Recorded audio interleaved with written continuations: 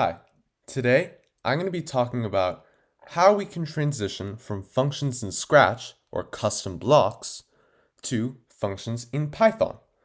So, first of all, let's quickly go over functions in Scratch.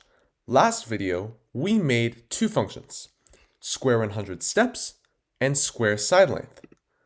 And in the square 100 steps function, we made a series of instructions, this repeat for block on the left, where the Scratch character moves 100 steps forward, turns right 90 degrees over and over again. So if we run this by clicking on these instructions, the Scratch character will go in a square because it goes forward and then turns 4 times.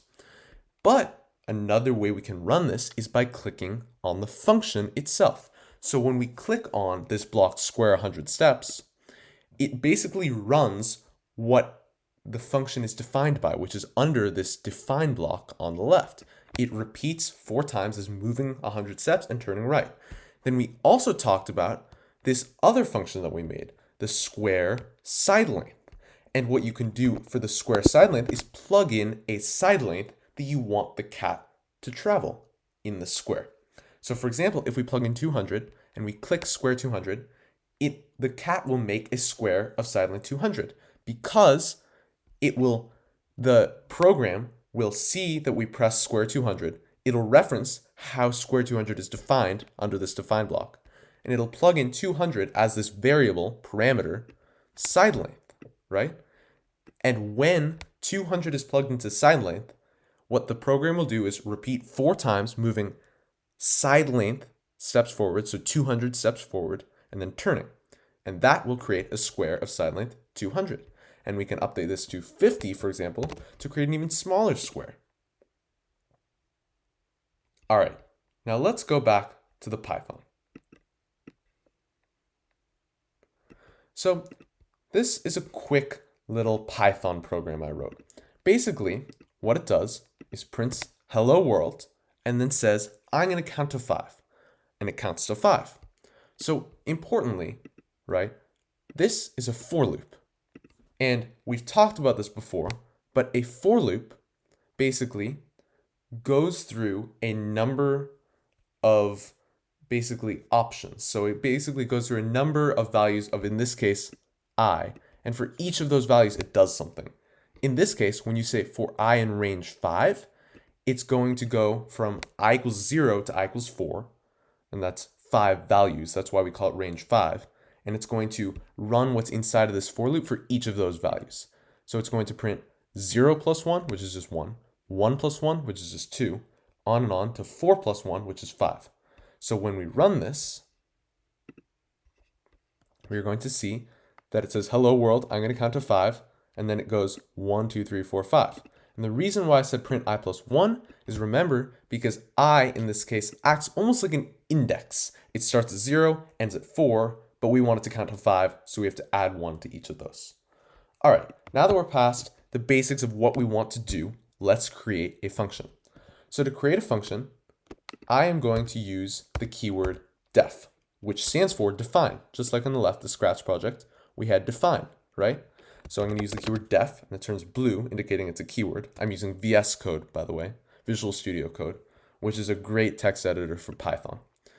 And when I type def, I'm going to type the name of the function next. So in this Scratch project, I named my first function square 100 steps. In this case, I'm going to name my function count to 5. And then I'm going to put parentheses and a colon. And I'm going to basically paste this code inside the function. And I have to make sure that it's tabbed in properly. So this function, just like a loop, everything inside of it has to be tabbed in to indicate to the program that this code is inside the function. And then when we to run this function, we are just going to type in the name, count to 5, and then we're going to type parentheses. And when we run this program, it's going to count to 5, just like we said. So why does this happen? Well, first of all, defining a function doesn't run it. Like we saw in the Scratch program, the definition block can be run, but to actually run it, you need this block, this little thing that you actually press or you put in the code to run the function. And in the Python program, this is this name and then parentheses, this count to 5 and then open and close parentheses block. So this is our block in Scratch. And this is our function definition. And therefore, what the program sees when it's reading through this is it sees a definition of the function, and it's going to say, okay, I'm going to go back to that later when I see the function. And then it sees that you're calling the function. That's what we call it. We call the function count to 5 by typing its name and then an open and a closed parentheses. And when you call this function, it's going to go back to the definition, right? And it's going to say, well, what do I need to do? I need to print hello world and then count to 5. And it's going to do that as shown here. And if we copy and paste this and we count to 5 twice, like we did with squaring 100 steps twice, right? If we count to 5 twice and we run this, it's going to count to 5 twice in a row. Perfect. All right. Now, we talked about these things called parameters in Scratch. Now, what's the equivalent of those in Python? Well, let's create a new function. So we're going to delete these calls, or we'll delete one. Okay, let's delete these calls. And let's create a new function. Let's say count2. And then we're going to add a parameter. So Python, you can just write the parameter, the name of the parameter inside the parentheses. So, for example, if we want our parameter to be the number you want to count to, you can name it number, and then you can define it just like any other function, but now you have this parameter number.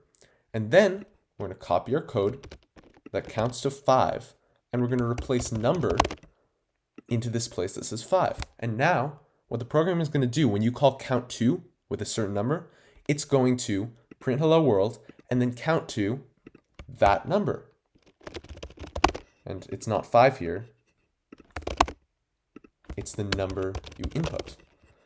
And let's actually run this. So let's call count2. And to do that, we do the function and then open close parentheses. But in this case, we have a parameter. Now, how do we put that parameter in? We put it in between the parentheses. So let's say we wanted to count to 10. We can save it, run it, and now it's going to say, hello world, I'm going to count to whatever number you input. So that's what I told it to do under the function definition. And then it's going to say, for I in range 10 in this case, it's going to print that number. And that is exactly what it's doing. So when I say count to 10, it counts to 10. When I say count to 2, it counts to 2. And when I say count to 5, it does the exact same thing as we had before. It counts to 5. Perfect. There's one last thing that we have to do with functions in Python to introduce them. The last thing is Python functions can do something very special that Scratch functions cannot.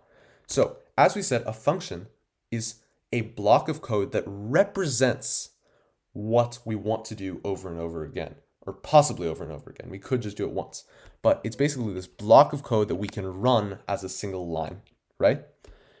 Now, what Python functions can do is best shown by an example. Let's say we want to multiply two numbers. And to do multiple parameters, we separate them by commas. So let's say we want to multiply the numbers a and b. Well, we could print a times b, which would be perfectly fine. And when you run this,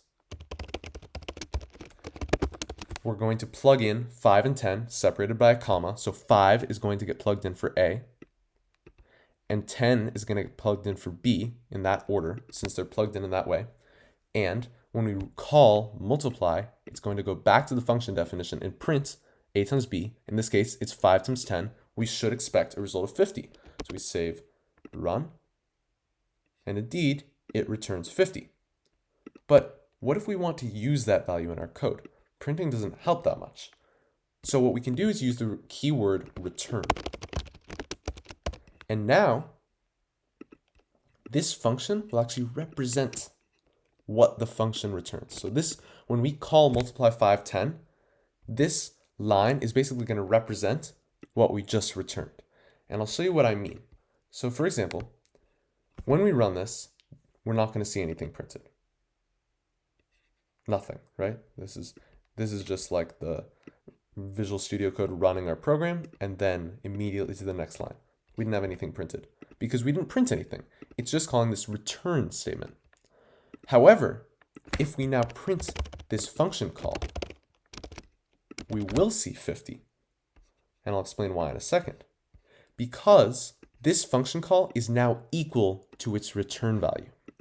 So Python will see this multiply 5, 10. It'll go back to the definition. It'll plug in 5 and 10 for A and B. It'll get 50 and it'll return that value, meaning it'll replace multiply 5, 10 by 50. So it'll basically be printing 50. In other words, we've just created a one-line way to multiply numbers. Now, this is not that special, but what if we wanted to do something super complex? We could just do it in one line, and we could return that from our function definition, and basically that one statement would be replaced, just like multiply 5, 10 is replaced by 50, replaced by the return value. And then you can print that or use it. For example, we can add 5 to this. And now it'll print 50 plus 5, because remember, multiply 5, 10 is replaced by 50. It'll print 55. And when we save and run, 55. All right, there are so many more things you can do with functions, but that's just a quick intro, and I hope you understand the basics of what a function is and what the differences are between Scratch functions and Python functions, but how they're truly just similar. They are blocks of code that you can run with one reference, with one block, or with one line in Python. Thank you.